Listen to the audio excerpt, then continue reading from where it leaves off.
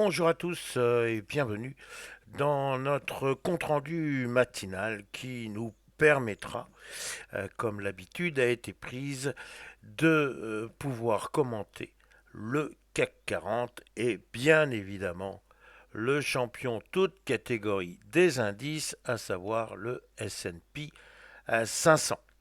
Alors, il y a manifestement une grande différence entre l'évolution des marchés européens et l'évolution des marchés américains et on va essayer de comprendre pourquoi. Alors, allons tout de suite voir notre CAC 40 avec un CAC 40 qui visiblement ne veut plus ni avancer ni reculer. Il a perdu moins 0,01%. Il est donc à 7558,16. Premier constat, nous sommes toujours en deçà du support des 7600 points. Alors, me direz-vous, et puis déjà la semaine dernière on pouvait l'évoquer, est-ce que c'est encore un support ou est-ce que c'est une résistance? Il semblerait que l'on se rapproche de plus en plus de la définition de la résistance. Néanmoins, si le CAC 40 veut se décider à prendre un petit peu de l'énergie déployée par les marchés américains, eh bien nous pourrions retrouver peut-être aujourd'hui ce fameux support des 7600 points. Donc nous avons, même si c'est à tort, laissé encore un support sur 7600 points. Alors nous avons titré que notre CAC 40 était tétanisé.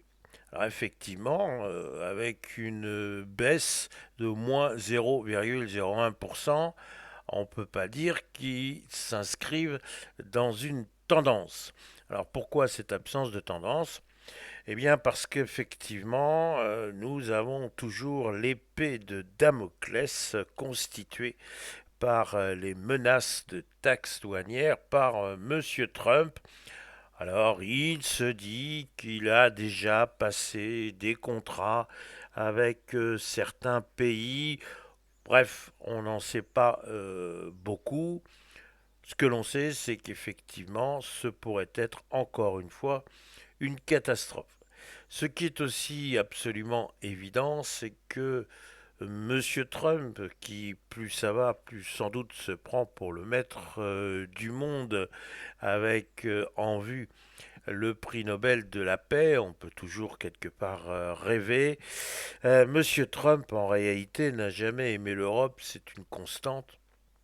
Et il préfère, c'est son style, discuter avec chaque partenaire, renouer des amitiés, comme il se plaît à le dire, avec des gens qui seraient gentils, et quant à ceux qui ne seraient pas gentils, eh bien, on est avec eux très sévère. On a eu un dernier exemple avec la dernière réunion de l'OTAN.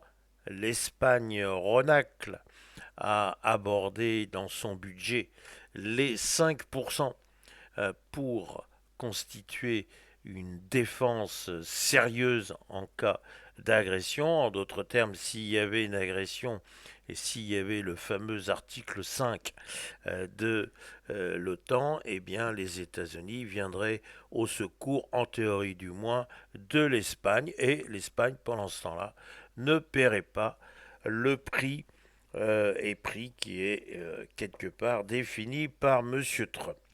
Alors, on voit bien qu'il s'agit d'être gentil avec lui, autrement c'est la catastrophe. C'est quand même pas quelque chose qui permet une grande sérénité, c'est le moins que l'on puisse dire, et l'on peut peut-être expliquer de la sorte, effectivement, cette forme de tétanisation. Tétanisation qui est en plus renforcée par le fait que décidément la France ne veut pas prendre les moyens nécessaires mais drastiques pour essayer quand même d'éponger une dette qui n'arrête pas d'augmenter. Franchement, ça devient très catastrophique. Qu'attend-on? Une intervention du FMI? Je pose la question. Alors, notre CAC 40, si l'on revient à des considérations purement graphiques, si les États-Unis cherchent pour aujourd'hui de nouveaux records historiques, il est possible que la main américaine tendue permette effectivement de se hisser de nouveau au niveau des 7600 points. C'est ce que nous pourrons vérifier aujourd'hui. Si maintenant nous allons voir du côté du S&P 500, on va faire d'autres constats. Et le premier des constats, c'est que nous avons une magnifique bougie verte qui vient flirter avec les plus hauts historiques. Il manque quoi? Un petit point pour avoir le record historique absolu par rapport au plus haut de l'année. On voit qu'il avait été établi à 6147,43. On est hier soir à la clôture à 6141,02.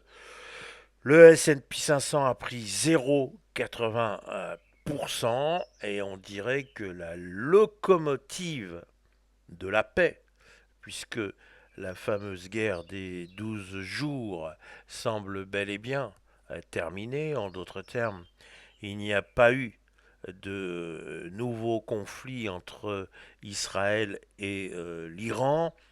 Et tout le monde admet, même l'Iran, que certes, il peut y avoir encore des discussions sur l'importance des dégâts occasionnés par le bombardement américain.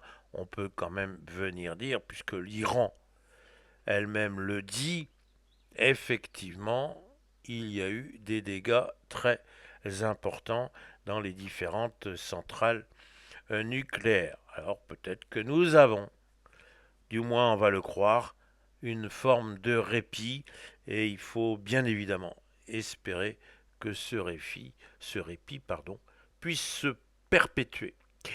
Et peut-être même que M. Trump, qui doit quelque part se sentir pousser des ailes, a-t-il envie cette fois de s'attaquer à un nouveau conflit, et celui-là, il est d'importance comme chacun le sait, c'est effectivement le conflit en Israël et plus précisément sur ce qui se passe dans les territoires de Gaza.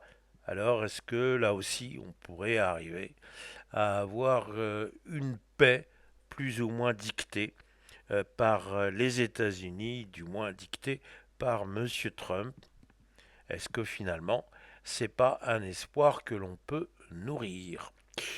Alors, notre S&P 500, il avait créé, on se souvient, un magnifique gap, je le rappelle, hein, dans cette zone.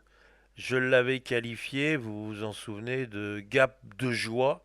C'est-à-dire que vraiment, il y avait une impatience des acheteurs à venir applaudir, féliciter l'arrêt des hostilités entre Israël et l'Iran.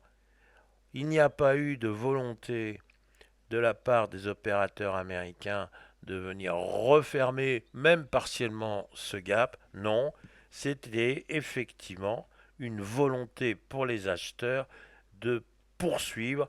La locomotive était lancée et visiblement elle n'avait pas envie de freiner.